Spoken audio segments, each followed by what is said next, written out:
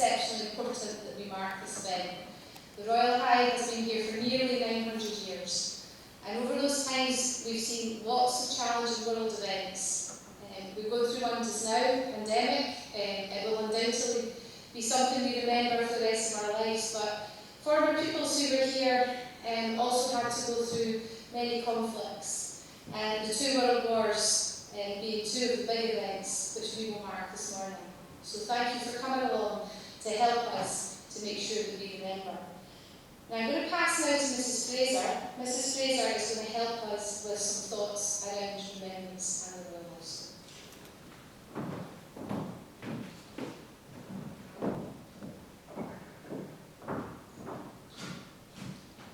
Good morning, Essex. Here I stand before you in front of our memorial door, so central to many aspects of our school and its traditions. Here I stand before you in front of the memorial plaques, listing the names of former pupils of this school who fought and lost their lives during World War I and World War II. We are sitting underneath the stained glass windows created to remember our fallen of World War II. 1,026 former pupils served with the army during the First World War. Over 300 were wounded and 182 never returned home. During the Second World War, 1,243 former pupils fought. 131 did not return home. The school tried to maintain contact with the former pupils fighting, including sending Christmas cards.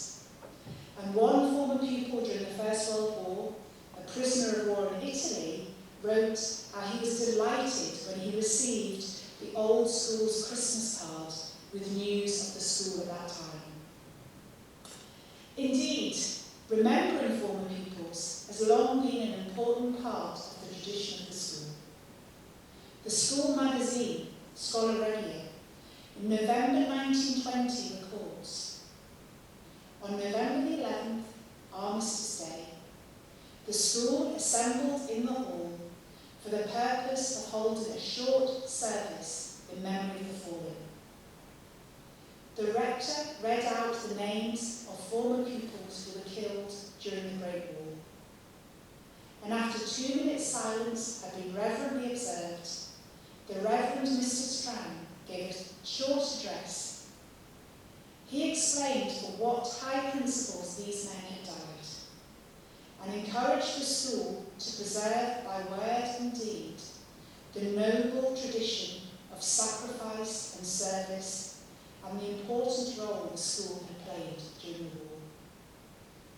Here we are today, our current school community, still remembering. Some of the former pupils, you'll be aware, won the highest accolade for bravery, with 2 being awarded the Victoria Cross during the First World War and 1 during World War II.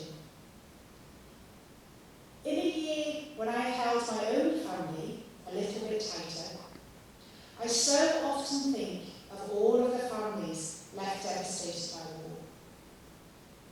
Some of our former pupils, I'm about to tell you about, died in the final months of World War I, which I always feel must have made it even harder for their families to accept. You'll find the name of late Private William Cullen in the lower copper plate to the side of the door. He was at the school from 1910 to 1915. He's described as a hard worker, and he took a good place in his classes.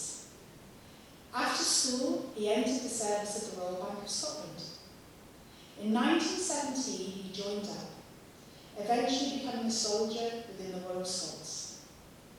He went to France in April 1918. It was understood after 3 months' service he would be returning home. He was killed by a shell when in the trenches, just on the eve of his return home. A companion wrote of him, "His life was a model one to all of us." He was 19 and a half years of age and the only son of Mr.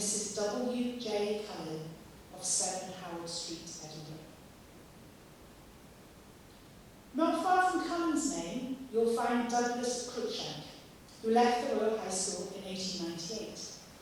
He served in Gallipoli, Egypt and Palestine before crossing to France in May 1918. He was awarded the Military Cross for bravery. He was the only son of Mr. A. Cruikshank of 8 Young Street, Edinburgh. Arthur Budge's name is another one you will find behind me. He was at school from 1910 to 1917. He is described as one of the most likeable boys you could ever meet. He enjoyed making all of his friends laugh. He joined up on leaving school. A week before his death, he wrote, "I feel like an old man. I have gone through such a lot in the last 6 weeks.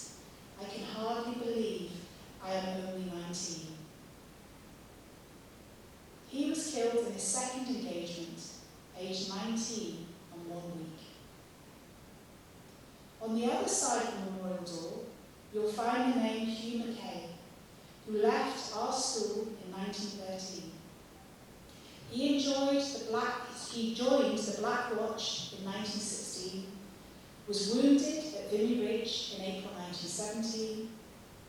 He went back to France in July and was killed the 12th of February 1918. He was on the eve of coming home. He was a bright and happy young man. He was an only son. Finally, if you look closer on the same side, just behind where I'm standing, you will find the name of 2 former pupils, the Menneballs, George and Robert. George left school in 1906 and Robert 1911. George was a private in the Black Watch and was reported missing in January 1916, and his body was never found. Robert was a minesweeper and was lost at sea on May 1st, 1918. Both were quiet, steady boys of considerable force of character and on track to do well in the world. They were brothers. These are a tiny selection of families who lost their only children during both conflicts. There's a Native American saying I like, which states that someone has only really died when there is no one left to remember them. To me, this links nicely with the Greek inscription above our memorial door, which reads, "They died but did not die." And today, together, we have all remembered George, Robert, Hugh, Arthur, William, and Douglas.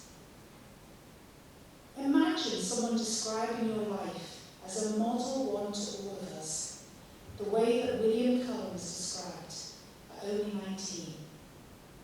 Something, I think, for us all to aspire to. Thank you, Leslie.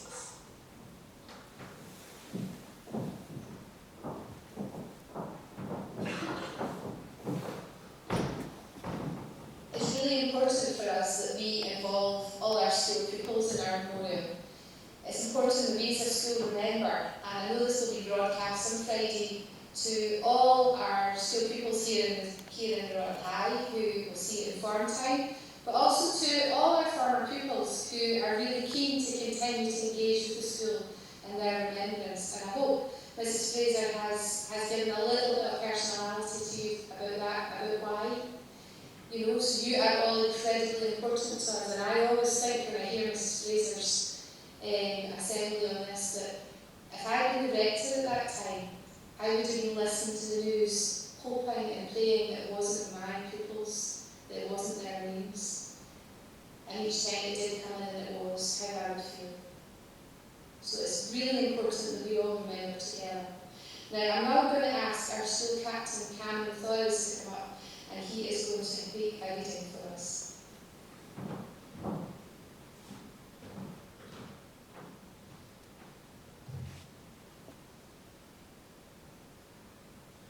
It is now over 100 years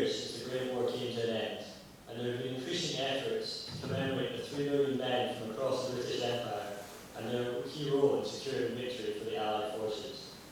At the outbreak of conflict in late summer 1914, Britain's professional army consisted of just 250,000 soldiers.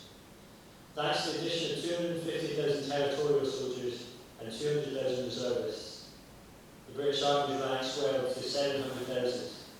Following the introduction of conscription in 1916, this number grew to 4 million.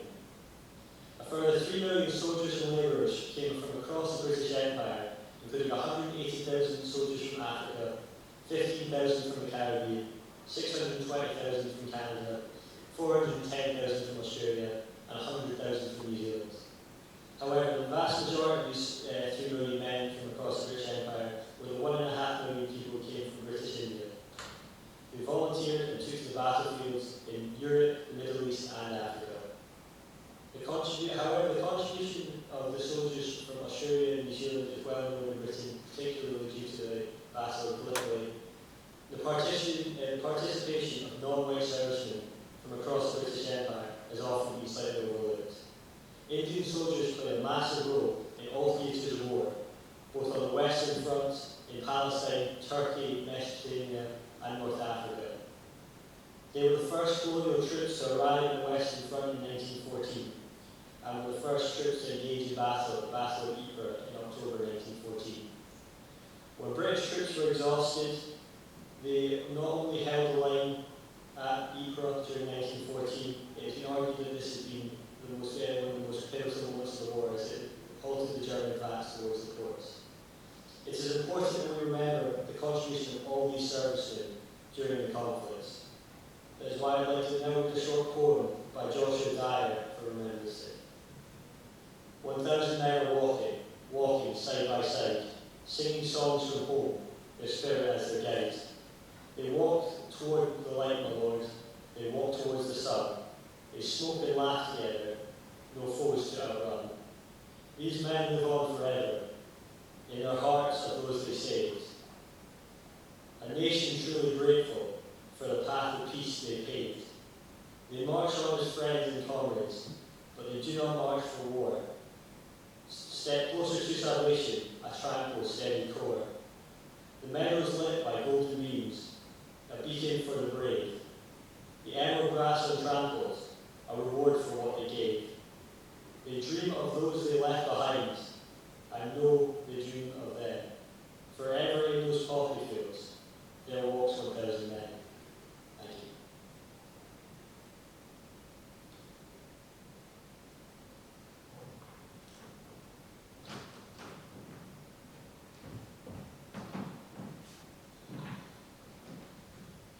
We will now, in our traditional manner, lay wreaths at our war memorials. This would normally be both our school pupils and the representative from our former pupils, but due to the current restrictions, obviously that can't happen. So two of our pupils are going to represent both former pupils and current pupils today. So first of all, I'd like to ask Aileen Newlands to come forward to lay a wreath on behalf of our former pupil society.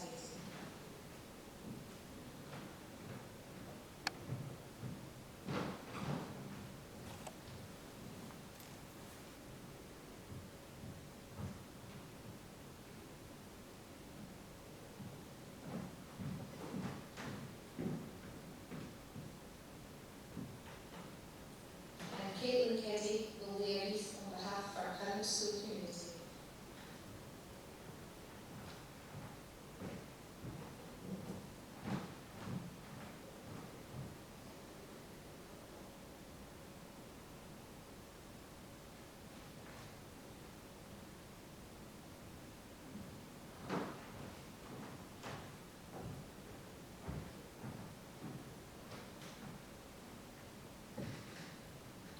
Now, one of our pivotal moments in all our school pupils' career in the Royal High is, first of all, for the last 3 years, the first years coming in, our memorial doors to join our community. But for those leaving, being able to go back out through the doors and out into society and into their wider lives. Now, for many of the young men who left us and never took a turn, that would have been just as exciting for them if they had been around for that to happen. So we are now going to open our door to allow the souls of the departed to make their way through the door. And Laura Young will play as the last post. I would ask you all to stand for a minute of silence. So if you wouldn't mind, you're not standing.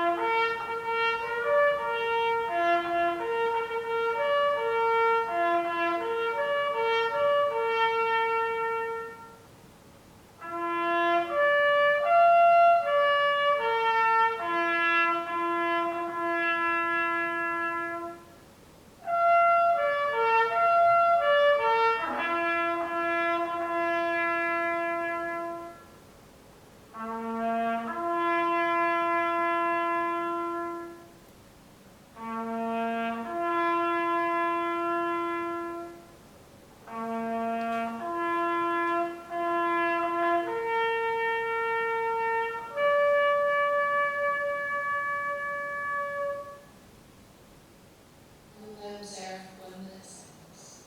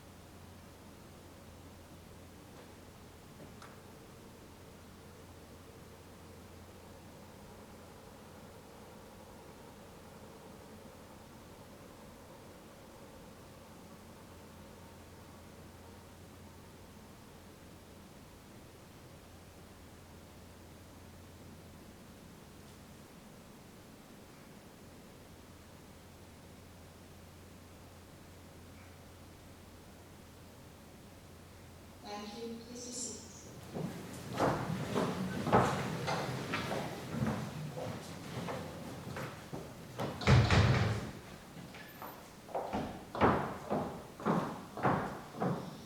Now, one of the great traditions of the Royal High School is our Book of Remembrance. Many of you will have walked past it outside our hall and never really noticed what was there. Please do take time to stop and have a look, because it's full of the young men who lost their lives from our school. And it's great to see them, to put names to faces. Now, one of our traditions is that every year on Memorial Day at our Remembrance service, that the youngest pupil in our school community would turn a page of the book to allow another life to look out from our pages. Now, this is normally supported by our school captains, but obviously because of social distancing, I'm going to ask today that I'm going to ask that Sarah Robertson from 1B1, who is our youngest pupil today, comes forward to turn our page. Sarah?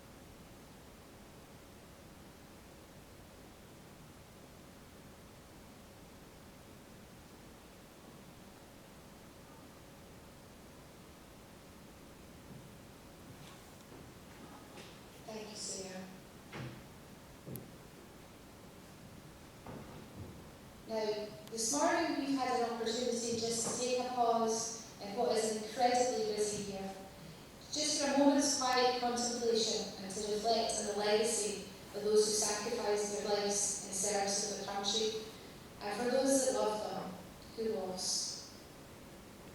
It's really important that we do it. It's a very symbolic ceremony, and I think sometimes we forget what the human purpose of that is. Many of you hear this today, and in fact over the next week or so will be wearing a red poppy. This is a symbol of remembrance and a hope for a peaceful future, because that's really what it's all about. The poppy is a really well-known symbol. It's very well established. It carries a wealth of history and meaning with it. And wearing a poppy is a very personal choice. There's many different colours of poppies, and there's many different reasons that you would choose to display that during the month of November. It reflects your individual experiences, and it reflects your personal memories. It isn't compulsory, but it's very much a support of those that have lost their lives and who continue to serve for us. It is greatly appreciated by the veterans of our country. It is important we remember, because war is never far away, conflict never really goes. The human race really does know how to get itself in bother. We'd love to think the war is far away, but it never is. It's never as far as you hope or think, and many of our community, both past and present, have been affected by conflict and still are. Our amazing hall, this huge, enormous resource that we have here, is very heavily used throughout the week. It's now a dining hall as well as a place to assemble in better times. But I wonder how often pupils, staff or visitors glance at the brass pans and think, who are those young men? Who were they that once studied in our school? Who were just like you, full of nonsense, up to trouble, causing mayhem for their masters of the time, laughing with their friends, playing games. It was all boys at the time, we were a boys' school. So who were they? Why do we even bother to think so much about them? But for me it's because they studied in the same way that you did. They were part of our great school community. They had the same hopes and dreams. They had the same thoughts for the future. They had the same, we have modern issues, but they had the same issues of the time about how it looked, what I was doing, would I get in the rugby team this year, did that girl like me? They had all the same thoughts and dreams as you did. So when we look at these, we shouldn't think of them as dusty old relics, which we only pay attention to during our formal ceremonies. They're out here in our main hall because it's important we see them all the time. They're constant reminders of the sacrifice that so many gave so that we can live, and that is something I'm going to repeat. So many gave their lives so that we can live. We've got the lives we have today because many, many young men and women gave their lives in sacrifice. Now, really sadly, war still rages across our world. The casualties are seen every day on our news screens, and in fact, it has become less terrifying, I think, for us because we've become normalised to seeing the images. Families fleeing their homes, huge columns of human misery tramping through Europe trying to find somewhere to live, a country to call their home, somewhere they can contribute to. Images of crying children bloodied in the news, very common, and you almost look past it. It's really important we don't. It's important that we do pause, not in misery, not to think, gosh, this is something I can do nothing about, our world is falling apart. Instead, to think, right, the young men and women who continue to fight for us, to look for peace, to uphold the values that we hold dear, they need us to hold strong as well. I want to mention two of them this morning. Johansen Bahari, he earned the Victoria Cross, which was actually the first of the 21st century, for his bravery in two ambitious spells in Iraq. He was with the 1st Battalion Prince of Wales Royal Regiment. On May the 1st, 2004, a grenade hit his vehicle and he was shot in the head. However, he still saved his commanding officer and gunner. He didn't go home, he still continued to serve, and on June the 11th, he was hit again, and really badly hurt. He reversed at speed to safety, and he saved everybody in the vehicle with him. Lance Corporal Kaylee Watson of the Royal Army Medical Corps, she was just 23. She had to fire 15 rounds to defend her patrol from an ambush in Helmand province of Afghanistan. This was in June 2010. She then ran 100 metres under fire to save an Afghan soldier who had been shot and treated another in an exposed area, and she was given the Military Cross. They're both still alive today, and you can actually hear their stories through the British Museum website. You can hear all about why they really appreciate us remembering and why they hold true to what they were doing and why it makes a difference. But these two young people, along with thousands of others, are choosing to risk their lives upholding the values that they hold dear and that I hold dear and I hope our community holds dear. They defend the innocent, save countless civilians caught up in war-torn countries. A lot of these are FPs from our school, and I know a number of you who are about to leave school next summer are considering this very grave decision. Today, to remember those who have fallen and those who continue to put themselves in danger, we should also remember the great hope that they are passing on to us. This is a responsibility we all carry, and we shouldn't take it lightly. It's up to all of us to make a difference and to leave a legacy that we can be proud of. Every one of us leaves a footstep in the sand. What will people say about you? What will people say when you leave school or 6 years next year? The fact is that we could really make a difference. War is still raging, and many people, including myself, will never understand that. I cannot understand why we, as a civilised community, would ever think that's the way to go. We need to learn from the past. We need to bring hope to our daily lives, particularly now, when in a really challenging time and we're asked to do a lot of things just now that restrict our liberties, that restrict what we can do, who we can see. Some of you may not even be able to see your close relatives right now because of it. But we need to bring hope to that, the way we interact with people and the way we conduct ourselves. Tolerance, respect, kindness, humanity, these are all qualities we can demonstrate in the little interactions we have with everybody every day. How kind are you to each other? What do you do when you see someone in need? How well are you helping us to stick to restrictions which may allow us to get out of this terrible pandemic quicker than we would hope? I know I'm hoping for a Christmas with my family, so I'm trying very hard to make sure that the figures do come down. Charity and understanding. Making sure that you do look to others and say, you know, I don't know what you're going through, but how can I help? I'm not living your life, but what can I do to make it a little better? Can I help? Providing for others who's the greatest need. That's become more and more acute in all our communities. There's more and more people losing their jobs, families in poverty, and some of them for the very first time. How can we help? Can we raise money to help? Can we help with the food bank, which I know is some of our Duke of Edinburgh young people are going to set up very, very shortly? Or is it just knocking, on the door of a neighbour you've not seen for a while to say, is there anything I can do for you? If enough of us stand together, we can make that difference. If enough of us decide that we are a community and will stand together, then it will change. And maybe one day war will be confined to history books, and lessons will be finally learned. I love working in a school, love being a head teacher, because young people are full of the future and the hope that we have for our society. You're going to become everything. You're going to be our engineers, our teachers, our decision makers. You're our hope. And every time I hear you talk, it's just like, this is going to be amazing. You know, young people I've worked with over the years, I see them out there. Sometimes you see them telling, my goodness, you're making such a difference.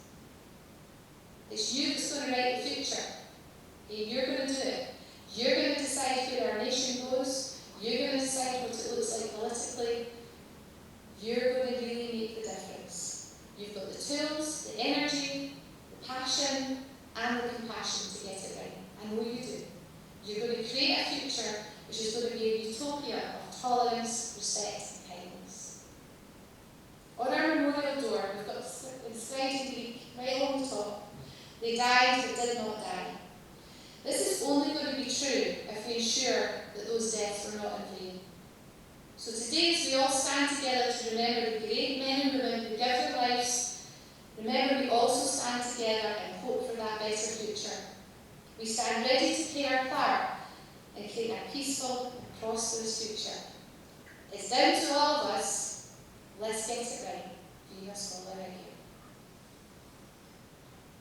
I'm now going to ask Cameron Thorries, our school captain, to dismiss our assembly this morning.